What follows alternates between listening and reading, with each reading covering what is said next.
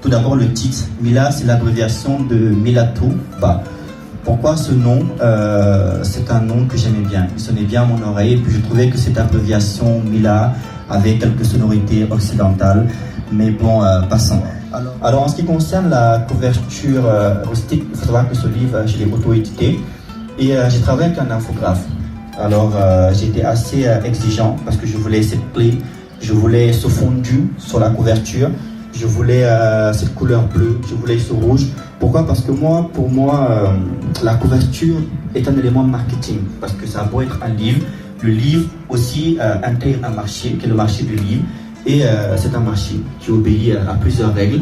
Et dans ces règles-là, on a ce côté-là qui est attractif, qui attire l'œil et qui va pousser le lecteur à venir choisir peut-être mon livre car il va le trouver parmi plein d'autres. Et quand on se penche, d'où il tire cette confusion, c'est que dans le Coran, on a plusieurs fois où ce mot destin apparaît.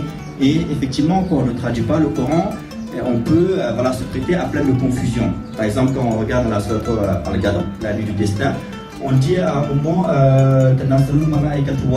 on dit que la nuit du destin est la meilleure, meilleure que 1000 mois.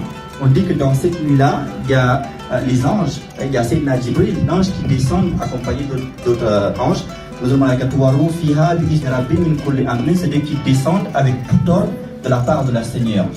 Juste avant de clôturer, une anecdote que j'avais lue sur Internet, c'est Sayyidina Omar, alors qui était l'un des compagnons du prophète Mohammed sallallahu alayhi wa sallam, dont les compagnons avaient ramené un voleur. Alors quand le voleur est arrivé, il a dit, mais Sayyidina Omar, moi je suis musulman, tu es musulman, et tu sais ce que notre religion est dit. Je ne peux rien, c'est mon destin de voler. Tu ne peux pas me condamner pour quelque chose qui est déjà prémédité à l'avance pour moi. Et Sayyidina Omar lui dit, oui, mais si ta destinée c'est de voler, sache que le destin des voleurs, c'est qu'on leur coupe la main. Donc on lui a coupé la main. Donc voilà.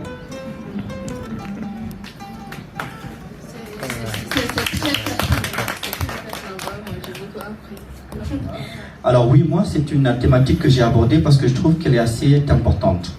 Quand un enfant est différent dans son environnement scolaire, social, même familial, il est écarté. Moi, on le voit avec Mila, quand il est à l'école Albert Camus de la Guinée, qui commence à faire des crises, personne ne comprend. Ses camarades ne comprennent pas, les surveillants ne comprennent pas, les professeurs ne comprennent pas, la directrice ne comprenne pas. Donc, la réponse à ces crises-là, c'est reste chez toi, reste avec tes parents, fais-toi consulter, etc. Et on voit que même dans sa famille, les gens, ils ont peur. Quand elle arrive à l'internat en France, ils se posent la même problématique. Ces valeurs-là sont le courage, et le sens du sacrifice, surtout pour son peuple, pour sa population, etc. Et même au-delà de ça, quand l'Umb, il est dans le monde des humains, il est dans le corps d'un cheval. Et pour moi, dans le règne animal, le cheval reste vraiment l'animal qui incarne la puissance, l'énergie, mais également l'élégance. Voilà. Oui, non, vous avez vraiment pas tort. C'est-à-dire que la cupidité, la luxure sont vraiment les péchés qui sont à l'origine de tous les maux que je décris.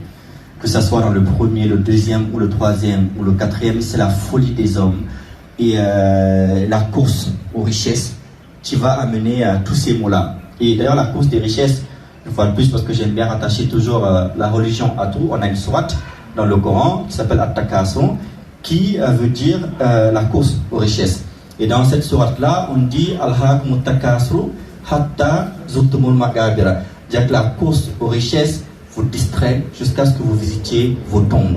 Alors, ce que je veux dire, c'est que pourquoi en fait tout doit tourner autour de l'argent? Parce que si on regarde, aussi certain, aussi sûr que l'existence du soleil et de la lune, nous allons tous un jour disparaître. Ça aussi c'est écrit dans la sourate Ar-Rahman, Kullu man alayha fan, tout sur la terre va être rasé, il ne restera que la face de notre Seigneur. Alors pourquoi ces guerres? Pourquoi cette convoitise? Pour quelque chose finalement qui ne nous appartient pas. Quelque chose que nous allons laisser ici sur terre et puis nous allons partir sans ça. Pourquoi? Voilà pourquoi dans tous mes ouvrages du monde, je dénonce ce côté-là des hommes. Alors, en découvrant le profond des autres, on découvre le profond en fait de soi-même. C'est-à-dire qu'en allant vers les gens, on découvre toujours quelque chose qui nous intéresse, qu'on peut utiliser. Mais au-delà de ça, vous l'avez dit, je suis intéressé par la Guinée, le Sénégal et la France parce que c'est 3 pays dans lesquels j'ai passé énormément de temps et des moments importants. Par exemple, je suis né à Conakry, j'ai grandi en France, j'y suis resté 11 ans. Et là au Sénégal, je suis là depuis quelques années. Donc pour résumer un peu, je dirais que je suis né à Conakry, j'ai grandi en France et là actuellement, je suis en train de mûrir au Sénégal.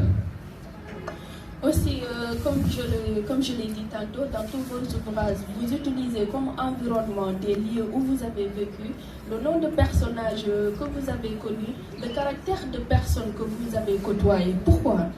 Disons que pour moi, l'imagination a toujours besoin d'un point de départ. L'imagination, l'écriture, tout. Et pour moi, ce point de départ, c'est moi-même, mon entourage, ma famille. Alors ça va être mon entourage, ça va être ma famille, ça va être les lieux que j'ai côtoyés, les endroits où j'ai été. Pourquoi? Parce que ça me permet de me rapprocher de ce que j'écris. Ça me permet d'être plus créatif. Et je me dis que si je suis proche de mon écriture, je vais être également très proche des lecteurs. Donc j'ai vraiment besoin de ça.